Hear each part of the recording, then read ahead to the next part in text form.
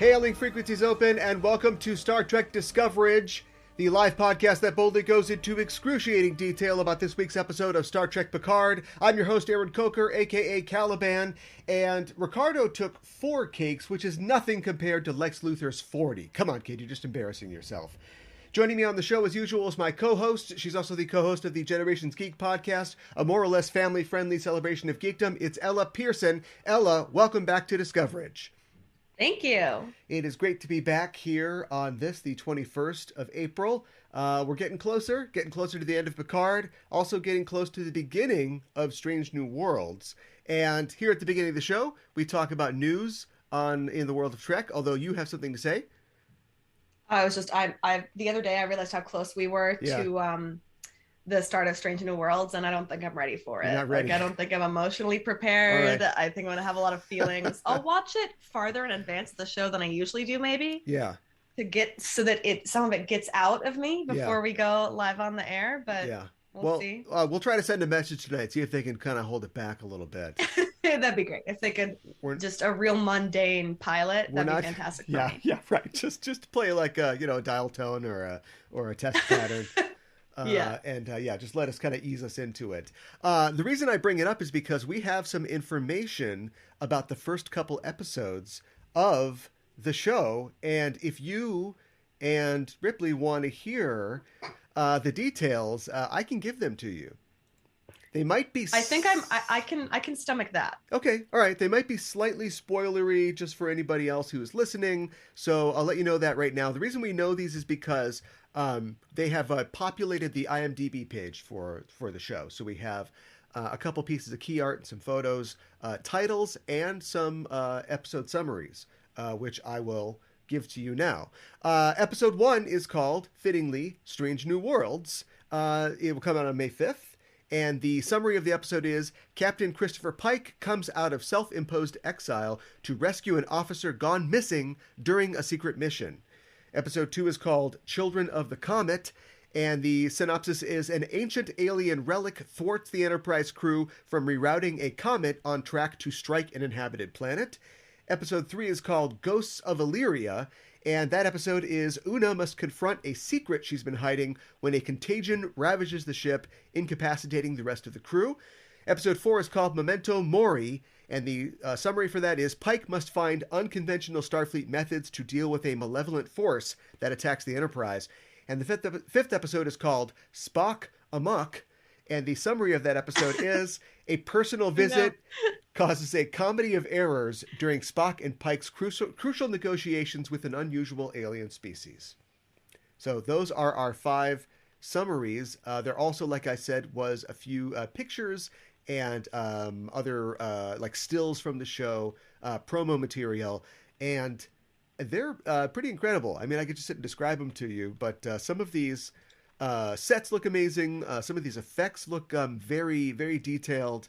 I will note that we've talked about Spock Amok being the 5th episode, and we see what looks like an arena and a Kunet Caliphie going on, and possibly maybe all Vulcan haircuts are the same. I don't mean to generalize, but Spock fighting himself? Is this some kind of hallucination? Is this a dream? Is this some kind of mind meld gone wrong? We don't know. I've seen a couple of the pictures. I don't know if I've seen that one. Now that you're describing it, I feel like I haven't seen it. But maybe I just glanced at it and I was like, oh no. Yes. Except for the cinematic lighting that TV uses now, it looks a lot like the episode Amok Time, which of course this is a reference to. Also, the description of this sounds kind of funny. Amok Time, not a funny episode. But this seems like maybe a comedic take on the Plaque Tau. That would be a gift. I think, frankly. Also, what are the odds? The missing crew member that he comes out of retirement to save, it has got to be either Spock or Una, right? I would assume so. Yeah. My bet would probably be on Una, since Spock he's gone missing a lot recently. I don't know if they want to do that again. But well, that's what I was like. Oh, who it's knows? on brand. Maybe he's like, I've got some leave. It's time to get lost. They'll come find me. Yeah. This is exciting. Like combining this with the advanced sort of peek that we got at Mission Chicago is it has me pretty excited. I don't know why that this couldn't come out that last week. I don't know if it just wasn't ready. Obviously, at the show we experienced a sort of snafu or two where some information came out and they decided that the world wasn't ready for it. So maybe they wanted to be sure what they were putting out. But yeah, this is a very fascinating, to borrow a phrase, first look at this new show, which is coming out in 2 weeks. But I'm really excited. I have very high hopes. As we know, Spock is my favorite character, so that's exciting. But I also, obviously, we've all seen Anson Mount just like kill it as Captain Pike, just eat up that role like it was written for him, right? Originally. So yeah, I'm super excited. I almost wish that it wasn't overlapping with Picard at all, because I feel like that there's gonna be too much going. With peace and love and all due respect to Grandpa Jean-Luc, it's like that day that Strange New Worlds drops it's gonna be all right. That's all I'm gonna think about. Yeah. Your world ends or begins at 9 p.m. On May 5th. So we'll be talking about that then. I'm kind of thinking about this self-imposed exile that Pike is on. Is this related to Discovery going to the future, and the sort of revelation that he has about his particular future? Is he sort of trying to cope with that and kind of come back from that? He's trying to avoid the great incident. Yeah, nobody really knows how Starfleet careers work. People seem to quit their jobs and they get them back in the same episode, or deactivate and reactivate at will. Mm-hmm. And so maybe after the last time that the Enterprise pulled in, he's like, all right, get the replacement guy in here. I'm gonna go ride horses for a while. I got stuff to think about. Yeah, things can still catch on fire at a farm. That's true. That's true. He's in space and he's like, oh my God, what if there's a fire at the farm? Look, turn us around. Yeah. So yeah, that looks interesting. The Children of the Comet looks, there's just one picture here and it looks fascinating, where we've got crew in EVA suits and they're on what presumably the surface of a comet. So taking the show very far beyond just, William Shatner standing around a cardboard set. But that's it. That's what we've got these days. You think it's gonna be creepy? You think it's gonna be like Children of the Corn? Children of the Comet, Children of the Corn. I like that. That's interesting. Yeah. What was the other title? Spock Amok. They're having some fun. Amok Spock. Yeah. The Ghosts of Illyria. I think Illyria is part of Una's backstory somehow. I'm not exactly sure, because I haven't read that book, unfortunately. But that looks interesting. Me neither. It's on my shelf. And it looks like perhaps Lon, Noonien Singh will have a focus in episode 4. She's the main person in the picture of episode 4. So yeah, I mean, this looks great. So I don't know. All thumbs up, no notes. Me too. Yeah. Well, all right. Let's move on then to tonight's episode, the 8th episode of Star Trek Picard. It's an episode called Mercy, and we're here to talk all about it. But first, as always, our mercy to you, a warning. There's going to be spoilers. We're heading for the spoiler zone, so if you haven't seen the episode, spoilers are incoming. The official synopsis for Mercy is, with time running out before the launch of Europa mission, Picard and Guinan must free themselves from FBI custody. Seven and Raffi come face-to-face with Jurati and the horror of what she's become. This episode was written by Cindy Appel and Kirsten Beyer. It was directed by Joe Menendez. And, of course, the date continues to be 2024. No facts this week. No new guest stars. What did you think about Mercy? I don't know. I felt like they were trying to, they had to wrap up. It felt like they had to wrap up a lot of things very quickly in this episode, like the just the talking back and forth with Seven and Raffi. I was like, I feel like they're talking to me again. Like I feel like they're explaining things. Yeah. That like maybe over explaining. I don't know. Yeah. That scene between I don't know. I think this is where I cry mercy. Like this, this was like a mess, but it was contradictorily like both a mess and obviously I think an episode that was designed to save money and to get us all set up for what I assume is going to be like the big, two-parter, or the last two big episodes. But there were just a ton of episodes scenes tonight where we establish where we are, and then it's like the magic of dialogue. It's free. It only costs the screenwriter's salary to just fill out this amount of time. And so Seven and Raffi, who, it must be said, we're doing what we pitched last week. We're doing the Seven is a Profiler show. They're like, think like her. What would she do? The medals. She would do this. She would do that. Like, I liked that. Which I love. I want one episode of. Yeah. I want one full episode. Yeah. But I feel like that. And then I don't want it anymore. Yeah. Well, I think realistically, it was just, how do we do an 8-minute scene that's going to kind of keep the thing going? And then it was a little disappointing when they're like, oh, she's right over there. We've been looking for her. She's eating cars over there, like Debbie Harry. I was a little worried. I was like, okay, I get that the Borg Queen wants the medal, but I was like, she's still in like a human body, like her body hasn't really been modified yet, right? And she's just drinking like the juice out of these car batteries. I was like, I don't know what they put in car batteries in 2 years. But I was like, if I walked outside and started drinking the juice out of my Prius, I think I would drop dead in like 5 minutes. I think batteries... they weren't Priuses. If they were Priuses, they would have big batteries and they would have lithium, which is what they were talking about in that scene. But I think regular old car batteries are still, acid. So, I don't know. We see, at the end, we see that she's got, the little beep beeps. She's got the little nanites. Yeah, she's working on some. Maybe she, they had Borg teeth or something. But the whole point was, I don't think they were going to spend a lot of money in this episode. She's just rubbing it on her gums. Yeah. She's just like, She's not swallowing it. She's just like... So, get it in there. I mean, that was a little disappointing that every scene you knew was going to we'd go to a place and then they would just talk long enough and hopefully they would say something cool, but we're not going to really move it forward. The one scene that kind of moved things forward that wasn't a flashback, which we'll get to in a second, was we finally get Picard, Q and Guinan into a room together. That was super fun. And it was. I thought all the FBI scenes were super fun and great. Yeah.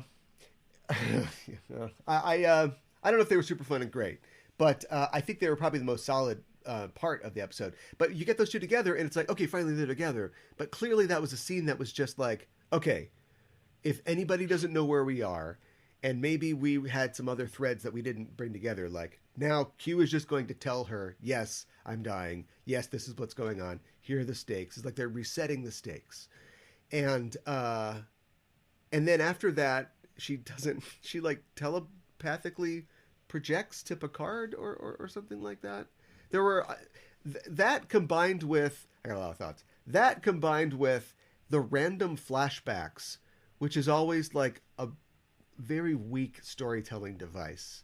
Like, we need to understand this guy that we just brought in, and so here's a scene where, obviously, like, he ran into Vulcans. Or, like, just in case you need to be reminded that Raffi really cares about Elnor and their connection, we'll put this scene immediately before she says, he's really important to me, and that's why I'm doing this. And it's like, but that's, like, you had, like, 8 episodes before this to sort of, like, fill that in and stuff like that. And so I don't know why all of this this shuffling and, like, Post-it note things are happening now. Yeah, I would like to, like, re-Tetris the bit in these last few episodes. I would like to, like, rearrange, because, like, the Elnor flashback, I would have wanted, like, at some point, like, a couple episodes ago, wasn't it more like Raffi being kind of reckless? Like, she was like, I'm going to bring him back. And then she, like, stomps off. Yeah. It's like, then I want, at some point before we cut back to them having their NCIS moment, that's when I want the flashback, and then just cut to her looking devastated while they're, trudging through the streets of LA. Yeah. Or any time that she has a random flashback of Elnor, it sparks a reverie that we go to, this flashback. But Star Trek doesn't, it's interesting because Star Trek does not do a lot of flashbacks. In 800 episodes or so of Star Trek, I think it has to do with the fact that it's this story that's being told sequentially. They're all captain's logs, you know what I mean? And so you don't often get, like, Picard going, that reminds me of the time that, but I mean, that's just like, modern, that's how you write TV. So that they're just doing that now. But it's interesting that up to this point, there aren't a lot of flashbacks in Star Trek. I can't remember what I was going to say. It's probably not good, though. It's probably not good. I did not enjoy this a whole lot. And I'm kind of thinking of things to say.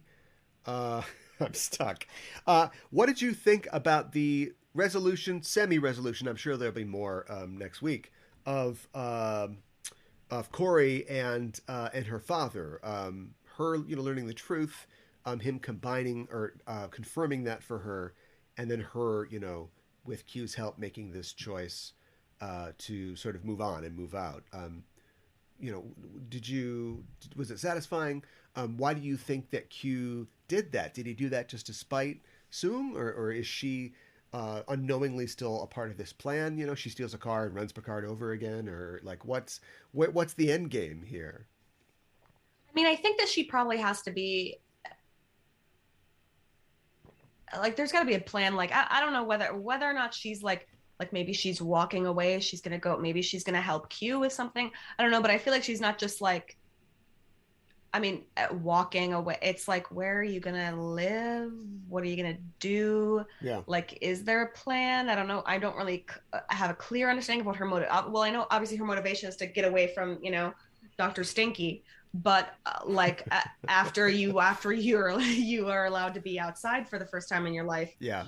And you, like you said, and you move out, it's like, where are you going to go? Oh boy, speaking of like hats, like that's a show right there, right? Or a movie. Like first act, she's she's never left the house. She's been sort of blue-bearded or whatever by her father, and now she gets out, and now she's the fish out of water. She's like, what's exact change? She's doing all these things. And we might get a scene or two of that next episode, but I just feel like somebody should have walked in and went, okay, stop. Stop. You've got this, and this. Great. These season 3, season 4, like they want to get all these things in, and I think. Yeah, I wonder where she fits into the puzzle. I have no idea, because you think that Q wouldn't do this for no good reason. Yeah. When she put on her like VR thing or whatever, and Q is inside, I'm Oculus. like, it's perfect. Of course. Q, just because he can't snap doesn't mean he isn't a super genius. So like Q would be like a super hacker. Like there's a whole Q hacker show that I want to see now. Like this whole season of TV is just like a pilot machine. So like, how did he get in there and spin-off engine? Yeah, he would. And if it and remember, this is a season of TV where Q did like dress up like Sigmund Freud like a couple episodes ago. That exists in the past of this show still. So yeah, I just want a show where Q is like putting on disguises and he's a super hacker and doing all these things. Yeah, I mean, you kind of have that. That's kind of the show. That's kind of what we're being served here. Do you think at this point he is now like his own team again? Like he's gonna redeem himself and help Picard at the end? Because like Soong and Jurati are like, they've got like henchmen now. Like they've got like guys in armor. So they are clearly just like the bad guys at this point. I guess I still don't know. Like, I don't think that we know his entire like game plan. Right. So like whether or not he ends up helping Picard, I mean, maybe he'll be like, uh-oh, the Borg are back and we got to team up, bestie. Uh-oh. And this time it's personal. Right. Right. So I don't know. Maybe we'll see him evolve like a Pokemon. Maybe we'll get that scene in Lower Decks where the guy finally ascends. Yeah. It'll be like that, but with Q, and then the finale. What would Q turn into? That's interesting. He would turn into the koala, right? Oh well, if we go with Lower Decks, yeah. Or he turns into Discord the pony. Yeah. Or he becomes God. He's like, ha ha ha, Picard, I did. Now I am God. See you when you die. God. Why is there a kid and a lady in this? What is the point? Literally, what's the point of that? Why is there a kid and a lady? I mean, well, we've been talking, somebody's going to stay, right? So we're like, we're that's true. Every time we like spin the wheel, we got to track that. Who is going to stay? And maybe it's going to be Rios, because I bet if you're that kid's mom, would you be like, let's go to the future? If I was, I'd be like, hell yeah. But I think maybe a normal mom would be like, no. I really hated her speech, but I get it was weird, right? It was weird, but I get what it was weird. I get what it's attempting to do, and so giving a speech like that, are you giving a speech like that to emphasize the separation that they will have? Are you trying to fast forward their connection, which the speech is literally trying to do? Or is But they that could have done that. Have you ever like gotten like Taco Bell at 2 a.m. and sat in the and eat in the parking lot? Like they could have just had that, and that's that their conversation maybe, is yeah, equally yeah. as intense. Okay. In and out, excuse me. It's LA. Yeah. Yeah, right. Or Del Taco. Yeah, yeah. Del Taco. Be like, where are the What is it? Jack in the Box? Mexican pizzas of yesteryear? Yeah. Yeah. But do you think that is Called Doja Cat. Is that an attempt to add poignancy to their upcoming parting, or is it a precursor of the connection that they don't want to miss Aerosmith, and then that will be him staying behind? I think maybe he'll stay. Okay.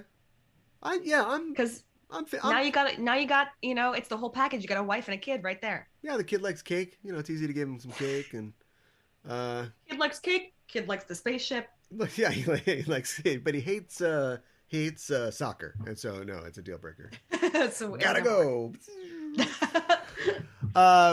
Yeah, and then the kid. So this scene is playing out, and I'm like, yeah, great scene. But then the kid's like, I don't feel so good, and I'm like, yes, the kid ate board cake. Girardi did something to the thing. Nope, just had a tummy ache. It's just like, can you imagine though? Something happened. Yeah. I was real frustrated. The glasses came off. Yeah, he's like, he drops the cake, and like little things on his face, and now the stakes, they've never been higher. But like at this, really I just don't know why anybody is doing, what they want to do. I mean, like Agnes messes everything up anyway. Just let her. We don't need to get her back. She's gonna. Why'd you have to go after Agnes like that? Just leave without her. It'll be fine. Yeah, I just don't feel like everybody's really connected. But they've got this problem where they've got this huge cast and they've got the extra cast, and so it's tough. There's also they're like, yeah. I was like, can no one? I feel like nobody's showing Grandpa Picard any respect. You know what I mean? Like, first of all, the FBI guy, I was like, get away from my grandfather. Yeah. Back off. Back up. Yeah. And then finally Seven and Raffi get back, and they're like, where have you been? Never, shut up, old man. I know. And he's like, I'm the FBI. I was abducted by the FBI for a day, and people were like, oh, you're back. Let the man speak.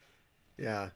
Right Holy cow. You got hit by a car, you disappeared, now you're back. Where you been? Do you know what's so funny is I forgot about that. He got hit by a car like a day and a half ago, and they're already like, shut up, oldie. Yeah, he did. Old Admiral. It's just so strange. I think that we might have talked about it on this show when Gooey was on, that sometimes, there's a lot of Star Trek. You're going to repeat things in Star Trek. It's going to happen.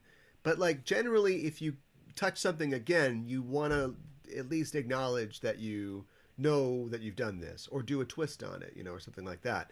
And the example that we used was that, the fact that Rene Auberjonois was in an episode of Enterprise that was sort of based on The Tempest, Shakespeare's The Tempest. And he had been in an episode of DS9 that was also based on The Tempest with hologram people. And nobody seemed to know until they were shooting it. And they're like, oh, yeah, I guess we did that. But at that point, you just have to make the show. And my thing is like casting Jay Carnes as this FBI guy, it really was just, nope, he's just a guy who... We have a folder. I don't know, have a folder for cops, and he's the guy his headshot's on top. Because otherwise, I don't know though. Because what do we really know about him from the episode? We know that I don't know if you can hear my cat's little feet galloping across the floor. Oh, no, I just thought there's a lot of noise going on. Adds some urgency to what we're talking about. Yeah. But no, like we establish clearly that he was born in the 20th century, and he grew up, and in the 70s, the Vulcans who. In the 50s in Carbon Creek, they said, we'll probably come back in 20 years. So they came back in 20 years, and this kid probably lives near Carbon Creek or wherever they landed. So so if he is a 29th century time cop, that means that the time cops, much like the Gary 7 aliens, steal people from the past. Oh, no, that's it. Maybe this kid dies in a car accident when he turns 18, and the time cops know that. So the Federation time cops pick people from the past who won't affect anything when they come forward. Now, I just made it way cooler than it actually is, because that guy's gone. We will not see that guy again. There's no way we're going to see him again. Or he'll come in at the end and CBS works hard, but you work harder. He'll arrest Adam Sung or something like that. Just book this clown. So you know what I'm saying? Like, clown. Why cast that guy? I want someone to say that to Q. Book this clown. Yeah. Book this clown. I want to see then my he can't lawyer. snap his fingers, so suddenly he's just the cops just grab him. Get me a guy from YouTube. So it's frustrating. It's one thing if, like, remember on WandaVision they cast Evan Peters as as Quicksilver, like, oh, vividly. That was a troll. Like, they knew what they were doing. I don't think that they knew. I don't know if they knew. I think they just cast this guy and then they're like, oh cool, okay. Don't you think, though, that when you're, like, filling out the form to get a job and or audition for Star Trek, that there's a question on it that's like, have you been in Star Trek before? Oh, maybe. Like, don't you think somebody looks at your IMDb page and they're like, oh, he played the guy before on the thing? It was in, like, 1999 or 8. I don't think they care. And if you're an actor, you don't say... I was alive then. You say nothing that you think will... make you miss the job. Like, I guess it's his fault. He was hiding it. He was hiding it from them, and now we're on here like, why is the guy from the thing? And then he's still there. Yeah. Oh, yeah. I think I'm a Star Trek fan. Yeah. So anyway, I hope that I'm wrong, but that's kind of how I see that playing out. What else? Good to just see Elnor in general. It's like good to like get a little background. That's what I was gonna say. Yeah, I was like, I've really been. Yeah, he when he came up on screen, I was like, thank God. Yeah. Getting a little more motivation as to why he chose Starfleet and specifically what he chose to do in Starfleet. Also, I miss his radical honesty. Yes. Yeah. Maybe that would have you think that would be a problem with him pretending to be somebody from the 21st century, but like, we did that in Star Trek IV. Spock's in a bathrobe and he doesn't like Italian. And this show has had no problem ripping off Star Trek IV, so I don't know why. I don't know why he's not in the show. I don't know. Picard is talking to this guy, and he's explaining mind melds, because why the hell not? And we know that Picard has a very close connection to Vulcans because of mind melding with Sarek and being buds with Spock. He's literally got his arm on the guy. Just go, and then they can do this. And just take him. We know he can do the neck pinch. Boom, he's down. You're out of there. I was waiting. I was like, he's gonna re-traumatize this man. Yeah, I was like, his entire life, he's been thinking about that moment. He's like, his fingers went through my skin. He was grabbing my eye. And Picard's like, was it like this? Yes. Did he do this? Yeah. Or was it more like this? Gets him down to the ground. I thought for sure, I was like, oh, this is gonna be, I'm gonna feel borderline bad for this man when Grandpa drops him. But a lot of these scenes are like these characters that just come in and then just disappear. I think about what they'd be like in their own episodes. And I think, I don't know, somebody shot back through the past and then like a cop or an FBI guy gets a hold of them. Actually, Farscape did this. My favorite phrase. Farscape did this. But this kind of character is usually like, I saw these characters before, I saw an alien before, and now I'm bent on this. And the tendency, I think, in those stories is to kind of humiliate that character.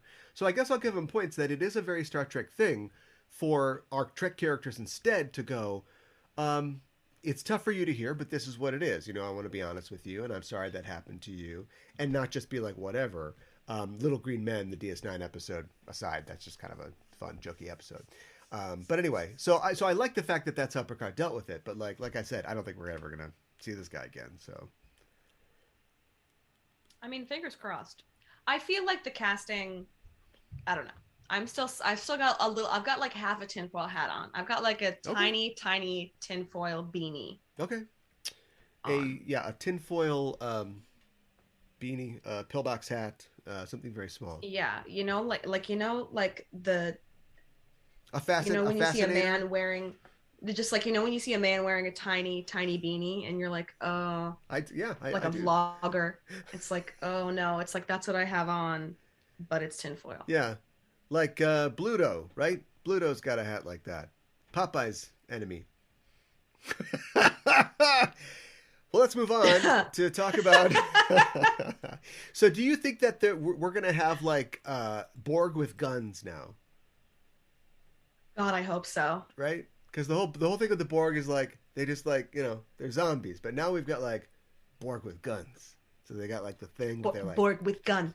I the whole episode we're like frankly all season we're like they're talking down to us where there's too much talking and then we're like Borg with gun. At this point, that's all I ever wanted. I'll take Borg with guns.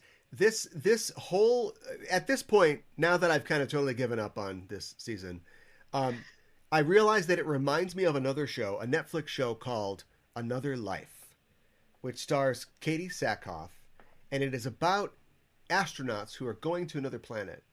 And it is, I think I wrote that, like, it came out a couple years ago, and I think I wrote somewhere when I was watching it that, like, this might be the worst show I've ever seen.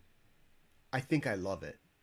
Because that's literally me. It is absolute trash. And much like this season of Picard, it has been, and this happens, and this happens, and this happens, and this happens. Oh, we forgot to tell you about this other thing. So now there's a flashback where somebody's like, oh, someday I'm going to do that. And then it's like, oh, and then they do the thing. And it's just like things piling on each other. But that show is so crazy. And I actually, I'm not really connected to the characters that I just keep tuning in to see like what's going to go wrong, on the ship now.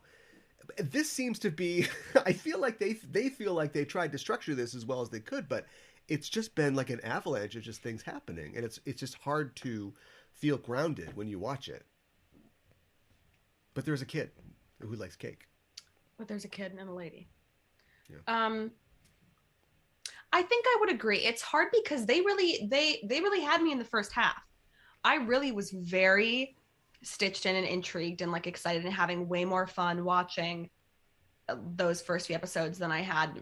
I mean, even with some of the episodes of Disco this season, like, I mean, I was really like ready. And they've kind of lost me in these last few. Yeah.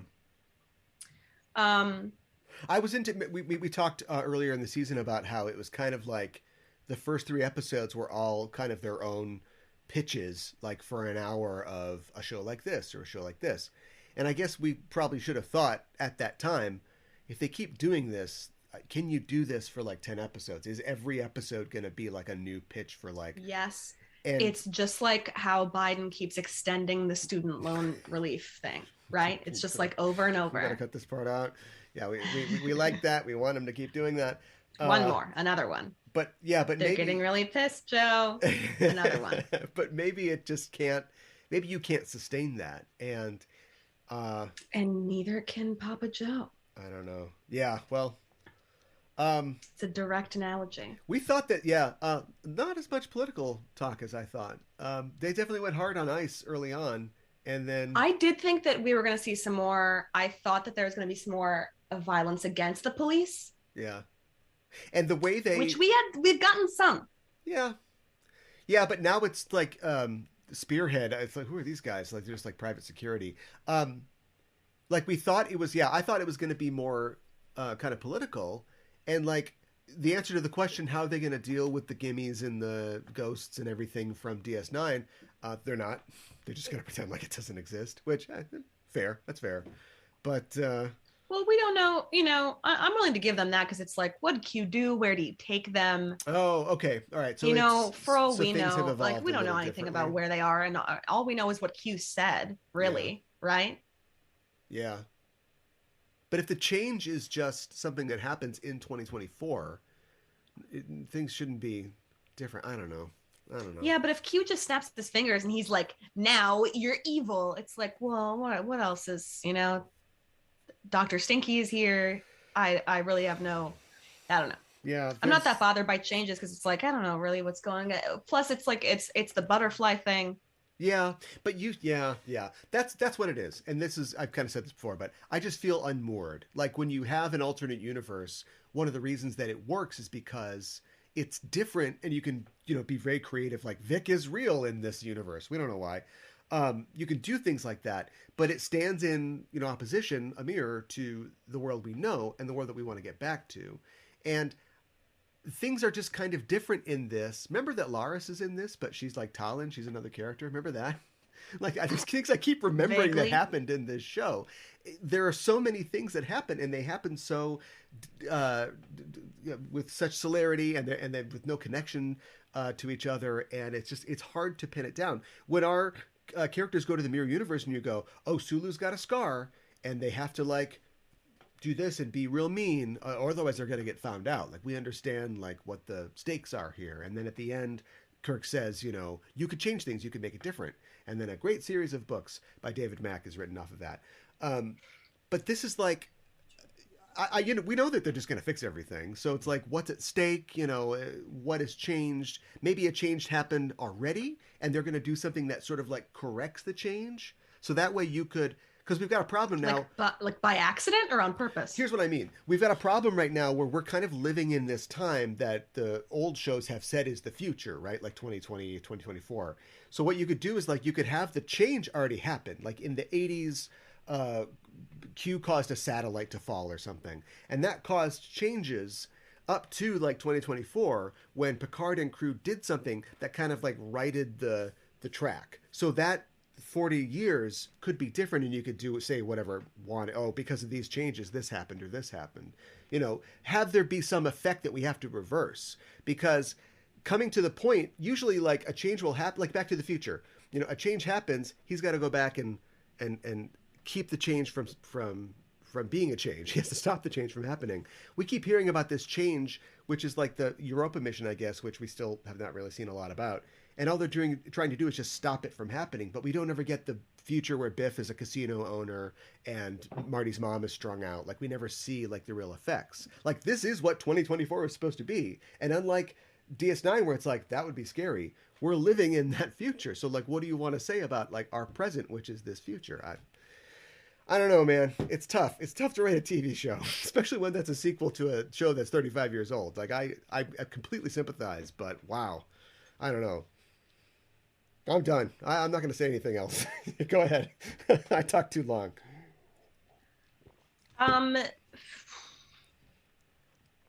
Final thoughts. You're going to wrap it all up. You're going to summarize it all. I'm going to tie it in a little bow. You're going to make it all good. Well, one of the things I was going to say, I was going to say, do you want to know something? Which is that I've never seen Back to the Future. Okay. Open your Discord. We're just going to watch Back to the Future right now. That's a little surprising, but you know, that movie's pretty old at this point. I'm not. I think it fell into the cracks of like the age that I was like, when you're a kid and you like hang out with your parents a lot, when you're an only child and you hang out with your parents a lot when you're a kid, and then you get to an age where it's like no longer cool to hang out with your dad and watch nerdy movies all the time, so you start to do it less because you have friends, right? But then it's like the age in which it's appropriate to watch Back to the Future is like gets, you know, like I also didn't watch like Jaws until I was like 18 because it got lost in the tween phase where it's like it's almost appropriate, you're almost ready to watch it. Yeah, well, Jaws I could see. Back to the Future is just like, that's for like an 8-year-old, like that's, you know. Oh really? Oh sure. And then like the second one's a little more mature, but now you're 10 or 11, and yeah. Here's a question for you. And why did I think Back to the Future was like raunchy? Not really. I mean, it's like an 80s sci-fi movie, you know, level. So here's a question about how you consume media. If a Back to the Future 4 came out, would you watch the first 3 so you could watch the 4th one? Or has this passed you by, this franchise? That would depend. I feel like it's something that I will have to watch. Like I will watch eventually, right? Yeah. I have to watch Back to the Future. I don't know if they made a 4th one, if that would spur me to. I mean, when episode 7 came out, I went back and watched the list. I think I'd already seen most of the Star. Maybe I hadn't seen all of the prequels. I watched all of the Star Wars movies, some of them for a second time, and some of them, I think maybe a couple of the prequels for a first. Actually, maybe all of the prequels for a first time when episode 7 came out. Well, they kind of screwed themselves because Michael J. Fox is not really up for a 4th one, and if you haven't seen the second one, so you don't know, they go to the future in the second one, and his kids are played by him basically. He plays like in a pre-Clumps Eddie Murphy way. He plays all of his family. So you couldn't even do a spinoff where like Alex P. Keaton the second, Alex Q. Keaton is doing stuff, because it would have to be. So you have to. It would have to be a reboot, is what I'm hearing. Yeah, and not a sequel. Yeah. Yeah, but they Q are could making snap his Indiana fingers Jones oh 5, my god. so Yeah, they certainly we have are. that to look forward to. All right. Well, before this turns into a retread of 80s action What about sci-fi Space Jam films. 2? Oh my Should I god. watch Space Jam so I can see Space Jam 2? Because as we know, my You favorite can, Jonas Brothers song, which shares a title with the title of this Star Trek episode, Mercy, yeah. was written for Space Jam 2. Yeah, apparently. Yeah. I have not seen Space Jam 2. I don't or Space Jam A New Legacy. I'll probably get forced to do it someday. So I'll That, just and wait I for that. suspect that you also have not listened to Mercy by the Jonas Brothers. I probably heard it. I How's don't it go? know. Mercy, mercy, mercy, mercy, mercy, mercy, girl. You're unbelievable. Dun, dun, dun. No, it doesn't sound familiar. Well, that was a perfect rendition, so. The Jonas Brothers are still together, or is this an older song? Yes, I saw them. No, they're back together. They've Oh, been back together. okay. I saw them live in concert. Good for them. It was the best day of my life. Where are they going to be on Star Trek? Oh, God, I wish I knew. It could happen that one Joe day. deserves it. Joe Jonas is married to Sophie Turner. That's true. Is he he's the actor So, though, it's right? nerd cred. I don't know who is who, frankly. I didn't like the Jonas Brothers. I've never done that. Why is this like the third episode? You know, the one with the hair and the other guy and the thing and I don't know. I was never a fan of them when I was a kid. I was a Nickelodeon kid, not a Disney Channel kid. Oh, okay. Go, go So Star Naked Trek. Nickelodeon. Brothers then. Who? The Naked Brothers. Were they a Nickelodeon? I don't know. That was my only poll. I think they were Nickelodeon. I don't know. You got me. Bluff called. I'm good. That's it. That's all I have to say. As long as you're good. Yeah, I don't know what else. Well, I did my joke about back off of Grandpa and let him tell you that he was kidnapped by the FBI. Yeah. That's a good bit. Guinan's sweater I find questionable for 2024.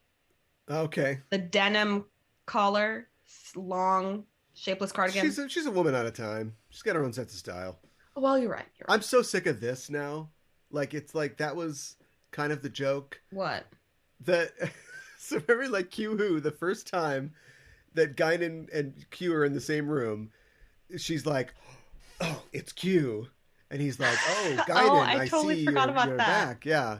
And it was like, okay, what is that? It's kind of funny. And like somebody got to her on set and was like, do that. And now every time she does like this, and it's like, you killed my, it's like my she's warding childhood. off evil. Yeah, I guess. Yeah, she's like doing the. So takeaways are that Borg Q stole my boss's look. Stole my boss's look. Picard is kind of tired. I'm kind of glad the whole cast is coming back for the third season. We'll give Patrick Stewart a break. Some other people can talk because Give him some energy. he seems worn out. Where are we going next episode? How many more episodes? 3 more? 2. 4 more? 2 more. So does Girardi come? Wait, so is it overlapping with Strange New Worlds or not? Yeah. So next week is 9. Well, I was going to talk about this in a second, and then May 5th is 2. So we're getting the Picard finale and then and also the pilot. Yeah.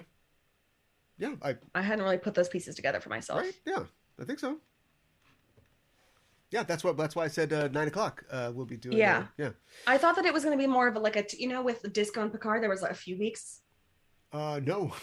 They have way too much Trek to get through for that. So yeah, this is the 20-something week of Trek now. So, okay, so yeah, 2 more episodes. Hopefully, let's get some action. I think is Girardi coming back? Will they be able to free her? Maybe Q can snap her, but otherwise, like she seems. I think that's going to be like a finale. That's going to be whatever happens there is going to be in the finale. Yeah, but like we'll lower her into the lava like Arnold. You know, like do we have to get rid of her now? Maybe. I mean, is she the Borg Queen that was in the first episode? That actress has not come back. I think that they're just saying that they are the same now, which is too bad because she's great. Yeah. What's our vibe check on who's first of all, breakup meter, Seven and Rafi, hi. Yeah, we got we checked that someone again needs this to get week. Dumped. Yeah. I think even together. And then I think Rios is gonna stay. I was thinking Seven's gonna stay. I think Rios is gonna stay. Rios stays. I wonder if because I think that's more likely than him taking the kid and the lady. Yeah. I with wonder if them. they're going to clear the board for the TNG crew for next year or next season, right? Everyone stays. Not everyone stays, but everybody is finds their resolution, you know. So That's I I was thinking about that this Elnor episode because I was like, and Ralphie everyone move. is looking for like we're hurtling towards, how like last season with Data almost, where it's like we're going towards this thing in this season where these characters have like a final something. Yeah. Well, and not necessarily meaning death. Yeah, Rio stays. Ralphie and Seven raise Elnor together. I know he's an adult. I know. Who else is left? Barely. Picard is on to other things. Picard can maybe finally kiss Laris. I don't want And I Girardi, maybe thumbs down. I don't know. I don't know if this is ageist, but I don't want to see Grandpa smooching a Romulan. I caught Grandpa. What I call Mommy kissing Santa Claus? Yeah. I saw Mommy kissing Santa Claus. Yeah.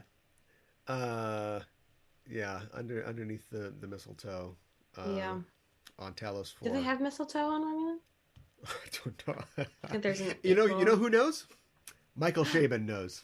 I can guarantee you. Read his blog. You'll find out all about it. Okay. All right. That's it. I'm calling it. That's it for our show this week. And thanks for joining us, listeners. If you like what you hear, it's possible you might. You can follow us on Facebook and Twitter at EISTPod for updates and to get notified when new episodes of both Enterprising Individuals and Discoverage are released. And you can tweet to us on the show by using the hashtag Discoverage or email us at eistpod@gmail.com. And while you're on the internet, head to your listening platform of choice. Subscribe to us. Give the show a listen. Give us a rating and a review because it really helps us out. And if you want to help the show grow, stop by our Patreon page at patreon.com/EISTpod. And if you like the show, then tell a friend. Discoverage will return next week on April 28th. Am I correct? 21st? Yes, 28th for the 9th episode of Star Trek Picard's second season entitled Hide and Seek. We know the title. It is Hide and Seek.